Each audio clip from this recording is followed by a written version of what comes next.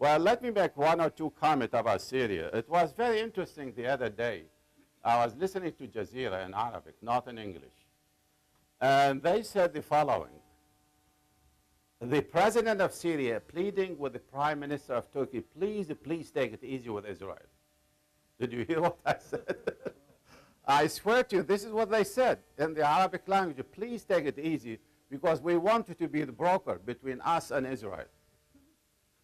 Which is really amazing. I mean, I couldn't believe that.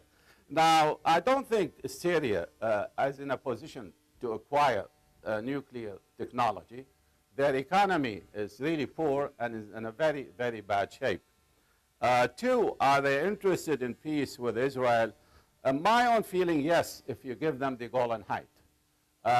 And whatever you can do. You can make it demilitarized. You can do whatever you want to do with it. At least officially, they should have it. If you do that, I don't think there would be a problem. But on the other hand, Israel is on record, it's part of Israel.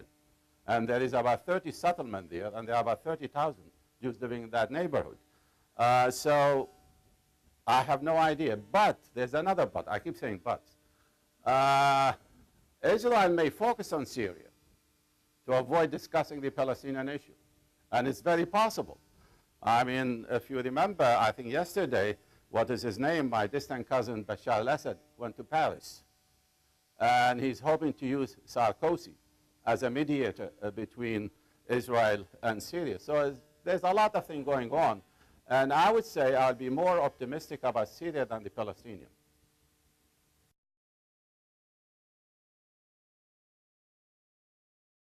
Well, I would say the following. I didn't talk about the Arab side. I didn't talk about the Palestinian side. I would say if you talk about the Arab side, there is an evolution of their thinking. Did you hear what I said? There's an evolution from denial, not accepting Israel as a state, but to realize that no matter what they do, Israel is here to exist. And they learned that lesson very clearly in 1973 war. Did you hear what I said? They learned the lesson in 1973 war. In 1973 war, it was very possible to beat Israel by Egypt and Syria. It was very possible in the first few days. But I don't know if you remember what Nixon did and how much military equipment we flew, not only to Tel Aviv, but in the middle of the battles. So they realized they cannot beat Israel because they cannot beat the US. That's as simple as that. So they started realizing there's no other way but to accept Israel. And when you read the literature, and you can tell that gradual evolutions. In 1988, they came with the idea, well, we'll accept you as a state, but go back to 1967 border. And we'll normalize the relationship with you, and we'll do whatever we can to have lovey-dovey relationship.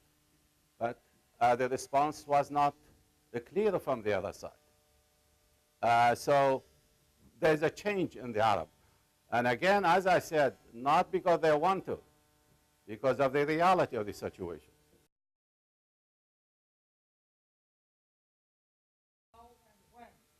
I tell you, I said it then in the past, and I say it now, they should leave immediately.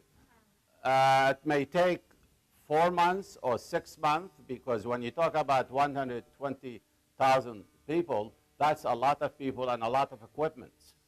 So it may take even a year. I do not know. I am not an expert on transportations, but they should leave in principle immediately and make an agreement and let the Iraqi battle themselves and decide what they wanted to do. They've been there for thousands of years. It is the cradle of civilizations.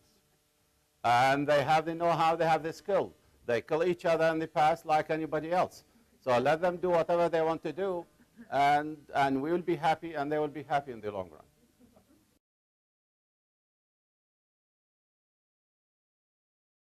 The question about Gaza, they withdrew from Gaza, and they were supposed to take care of themselves, but they didn't. The racket continued. Now, let me make 2 or 3 comments. I don't know if you know a guy by the name Abba Eban. Abba Eban, have you heard of him? I have the privilege of meeting him by accident because we were in the same conference. And I swear to you, we were sitting around a table, having dinner in San Francisco. And he said, and I'm paraphrasing what he said. He said, Israel want to get rid of Gaza as soon as we occupied it because it's a mess. Did you hear what I said? Why it is a mess? Gaza as a geography, it is only about 146 square miles.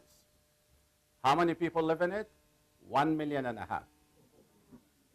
It is the densiest, how do you say it in English? I forgot. Densiest area in the whole world. It's a mess. Economy-wise, social-wise, politics, etc., etc. It is a huge burden on Israel. They didn't want to leave Gaza because they want to leave Gaza. It is a mess. And they thought the best way just to leave it. But how did they leave? They didn't give it independence. They were surrounded. The Israeli in charge of the air. The Israeli in charge of the border. The Israeli in charge of the sea. Nothing can go to Gaza without the permission of the Israeli and all this business. Now you talk about the rockets. Well, let's talk about the rockets. Why the rockets were there, I'm not justifying it, by the way, because the Israeli targeted their leaders. And that is the weapon of the weak. You send stupid rocket, harmless rocket, all what it does, make a psychological pain, but not real pain. So what I'm trying to say, it was not really a genuine withdrawal. They just want to get rid of that mess. And that's really as simple as, I wish they pursued it rigorously and let the people do whatever they want to do. When Hamas won the election, what did we do? We didn't cooperate. We cordoned them. We sanctioned them. We prevent them from doing anything. This is not a policy of reconciliation. This is a policy of destruction, and that's as simple as that.